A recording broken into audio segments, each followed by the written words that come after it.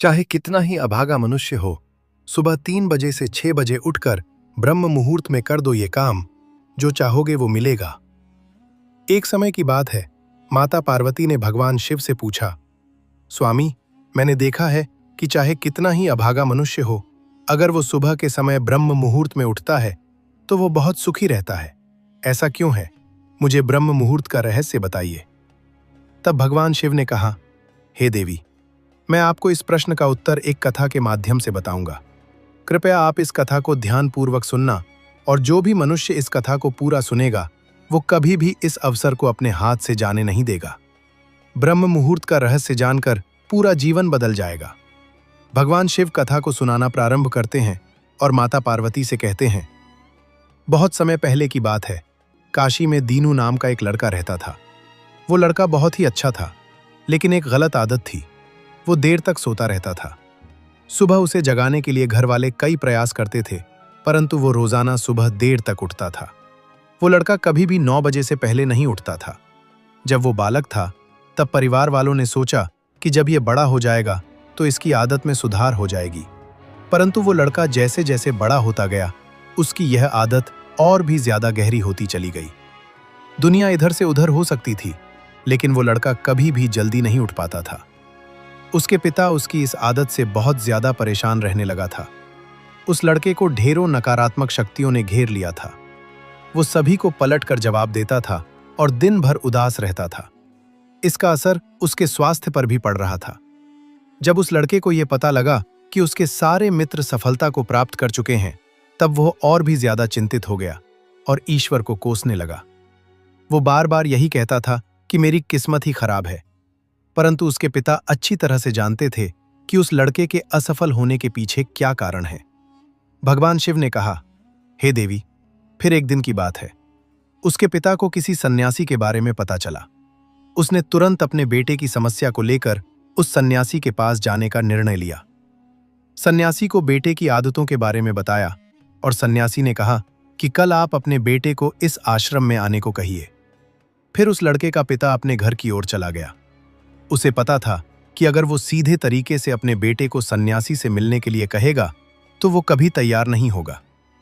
उसने अपने बेटे को अपने पास बुलाया और कहा, तुम्हारे सारे मित्र जीवन में सफलता प्राप्त कर चुके हैं, क्या तुम सफल नहीं होना चाहते हो? लड़के ने उत्तर दिया कि जरूर पिताजी, परंतु जब भी मैं अपने मित्रों से उनकी सफलता का रहस्य पूछता हूं तो वो मुझे कुछ नहीं बताते हैं। भगवान शिव ने कहा, हे देवी।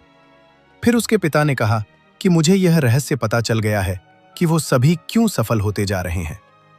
तब उस लड़के ने बड़ी उत्सुकता से पूछा, क्या पता चल गया है पिताजी? कृपया करके आप मुझे बताइए। उसके पिता ने कहा कि कल सुबह तुम्हें एक सन्यासी के आश्रम में जाकर उनसे मिलना है। यदि तुम वहां पर समय से पहुंच गए तो वो सन्यासी तुम्हें ऐसा मंत्र बताएंगे जिससे तुम सफल हो जाओगे। परंतु एक समस्या है। लड़के ने कहा कि पिताजी, मैं कल पूरी रात जागता रहूंगा और सुबह सन्यासी से मिलकर आऊंगा। उसके पिता ने कहा कि ठीक है, तुम वहां जाकर उस सन्यासी की आज्ञा को मानना। पिता की बात सुनकर वो लड़का बहुत अधिक खुश हुआ। जीवन में पहली बार रात्रि में वो जागता रहा, परंतु थोड़े ही समय में उसे नींद आ गई और वो सो गया। फिर अगली सुबह जब वो उठा तो उसे पता चला कि सन्यासी से मिलने का समय समाप्त हो चुका था। उसके पिता ने लड़के की तरफ देखा और कहा कि तुम जीवन में कभी सफल नहीं हो पाओगे, जाओ और जाकर सो जाओ। पिता की यह बात सुनकर उस लड़के को बहुत दुख हुआ। उसने मन ही मन स्वयं को चुनौती दी कि कल सुबह वो सन्यासी से मिलने अवश्य जाएगा। उसने अपने पैर में एक छोटा सा घाव बना लिया, जिससे दर्द के कारण उसे रात भर नींद नहीं आई। भगवान शिव ने कहा, हे देवी, यह ऐसा पहला अवसर था जब उसने अपने जीवन में पहली बार सूर्योदय देखा था। वो तुरंत ही तैयार होकर सन्यासी से मिलने के लिए चला गया। आज उसका अनुभव कुछ अलग ही था। वो बेहद शांत महसूस कर रहा था।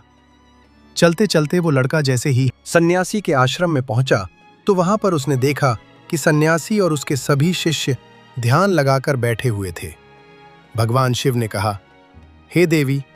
फिर जब ध्यान का समय समाप्त हुआ तब लड़का उस सन्यासी के पास पहुंचा और उन्हें प्रणाम करते हुए बोला कि आपके पास कोई ऐसा मंत्र है जिससे मैं सफल हो सकता हूं? कृपया करके मुझे वो मंत्र बताइए। मैं भी अपने मित्रों के समान सफल होना चाहता हूँ और अच्छा जीवन जीना चाहता हूँ।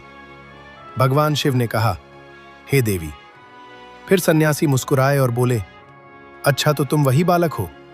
तुम्हारे पिताजी मुझसे मिलने आए थे और उन्होंने तुम्हारे विषय में मुझे सब कुछ बता दिया था। मैं तुम्हें वो मंत्र अवश्य बता देता, परंतु अब लड़के ने जैसे ही परंतु शब्द सुना तो लड़का घबरा गया। उसने पूछा, परंतु क्या गुरुदेव? तब सन्यासी बोला, मैं तुम्हें वो मंत्र बताऊंगा, परंतु अगले 21 दिनों तक तुम्हें मेरी आज्ञा माननी होगी। मैं तुम्हें वो मंत्र 21 दिनों के बाद बताऊंगा। तब तक मैं तुमसे जो भी कार्य कहूंगा तुम्हें वो करना होगा। यदि तुम असफल हुए या कार्य के बीच में तुम्हारा संकल्प टूट गया तो उस मंत्र का असर नहीं होगा। दृढ़ निश्चय के साथ उस लड़के ने कहा कि मुझे आपकी सारी आज्ञा स्वीकार है। मैं अगले 21 दिनों के लिए आपका दास हूं। आप जो भी कहेंगे मैं वही कार्य करूंगा। मुझे केवल और केवल उस मंत्र के बारे में जानना है। भगवान शिव ने कहा, हे दे। फिर सन्यासी ने उस लड़के से कहा कि ठीक है, कल से तुम्हारा कार्य शुरू होगा। तुम इसी आश्रम में निवास करोगे। वो लड़का आश्रम में निवास करने के लिए तैयार हो गया। सन्यासी ने कहा कि यहां रहते हुए तुम्हें ब्रह्म मुहूर्त में उठना होगा और दूसरे शिष्यों की तरह ध्यान और तप करना होगा। साथ ही आश्रम के कार्यों में भी सहायता करनी होगी। ध्यान रहे, यह संकल्प टूटना नहीं चाहिए। भगवान शिव ने कहा, हे देवी। अब लड़का सन्यासी की बात से सहमत हो गया और अगले दिन से उसके कार्य के दिन की शुरुआत थी। इस बार उसने दृढ़ निश्चय किया, परंतु 1 सप्ताह बीतने के पश्चात ही उसका संकल्प टूट गया और वो 8वें दिन देर तक सोता रहा। जब वो नींद से जागा तो उसने कहा कि मुझसे कितनी बड़ी भूल हो गई है। वो रोते हुए सन्यासी के पास पहुंचा और कहने लगा कि हे गुरुदेव, मेरा संकल्प टूट गया। अब मैं जीवन में कभी सफल नहीं हो पाऊंगा। सन्यासी ने उसे समझाते हुए कहा कि एक बार फिर से शुरुआत करो, फिर से संकल्प करो। फिर लड़के ने सन्यासी से पूछा कि सुबह उठना इतना आवश्यक क्यों होता है और यहां पर सभी लोग इतनी जल्दी क्यों उठ जाते हैं? भगवान शिव ने कहा, हे देवी। तब सन्यासी ने लड़के को समझाते हुए कहा कि सुबह यानी ब्रह्म मुहूर्त में उठने के पीछे बहुत बड़ा विज्ञान छुपा हुआ है। लड़के ने कहा कि कृपया मुझे वो विज्ञान बताने की कृपा करें। सन्यासी ने कहा कि रात्रि को 4 पहर में बांटा गया है। पहला रुद्रकाल, जिसका समय शाम 6 बजे से लेकर 9 बजे तक होता है। दूसरा राक्षस काल, जिसका समय रात्रि 9 बजे से 12 बजे तक होता है। तीसरा गंधर्व काल, जिसका समय रात्रि 12 बजे से 3 तक होता है। और सबसे अंत में जो पहर आता है उसे मनोहर काल कहते हैं। इस समय को ब्रह्म मुहूर्त या अमृत बेला के नाम से भी जाना जाता है। इसका समय भोर 3 बजे से सुबह 6 बजे तक होता है। ये वो समय होता है जब पूरे संसार की नकारात्मक शक्तियां निष्क्रिय अवस्था में होती हैं और सकारात्मक शक्तियां सक्रिय होती हैं। ब्रह्म मुहूर्त अर्थात देव मुहूर्त। ब्रह्म मुहूर्त का अर्थ देवताओं का समय होता है। भगवान शिव ने कहा, हे देवी। वो सन्यासी आगे कहता है, इस समय देवता धरती पर विचरण कर रहे होते हैं और जागृत मनुष्य पर उनका बड़ा ही सकारात्मक प्रभाव पड़ता है। ब्रह्म मुहूर्त ऐसा समय होता है जिसमें मनुष्य का मस्तिष्क बिल्कुल खाली होता है, जिसमें किसी प्रकार के कोई विचार नहीं होते हैं। और जब इस समय व्यक्ति अपनी पुस्तक खोलकर पाठ का अध्ययन करते हैं तो उन्हें सब कुछ जल्दी जल्दी याद भी होता है और ये लंबे समय तक याद रहता है। ये ऐसा समय है जिसमें हम ज्ञान को समझने का प्रयास करते हैं। इस कारण आश्रम के सभी शिष्य और संसार में बहुत से ज्ञानी लोग ब्रह्म मुहूर्त में उठ जाते हैं। प्राचीन काल में रोशनी का कोई स्रोत न होने के कारण लोग अपने दिन का समापन सूर्यास्त के साथ और आरंभ सूर्योदय के साथ करते थे। ये एक तरीका है जिससे मानव जीवन प्रकृति के साथ तालमेल बनाकर चलता है। भगवान शिव ने कहा, हे देवी। फिर उस लड़के ने कहा कि ठीक है, मैं कल से अपना संकल्प फिर से शुरू करता हूं, परंतु ब्रह्म मुहूर्त में उठकर मुझे क्या क्या करना चाहिए? तब सन्यासी ने कहा कि ठीक है, मैं तुम्हें बताता हूं कि ब्रह्म मुहूर्त में क्या करना चाहिए और कैसे करना चाहिए।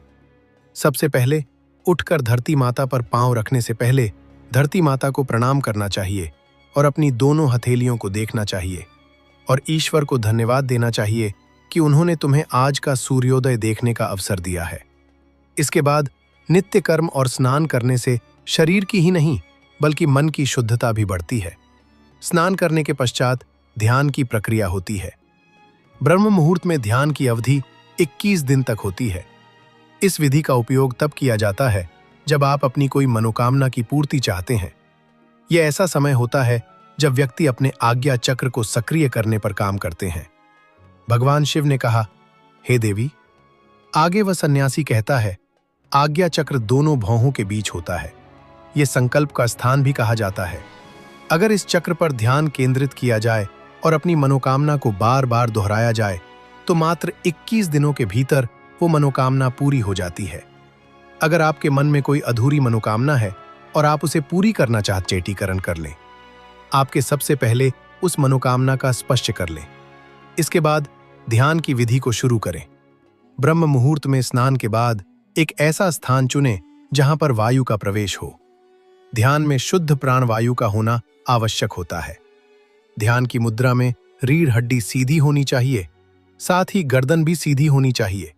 सुखासन की अवस्था में दोनों हाथों को घुटनों पर रखकर आंखें बंद करके बैठ जाएं। हाथों की मुट्ठी को बंद कर लें और 2-3 मिनट तक बिल्कुल शांत हो जाएं। जब आपका शरीर स्थिर हो जाए और श्वास भी शांत हो जाए, तब उसके बाद अपना सारा ध्यान आज्ञा चक्र पर लगाएं।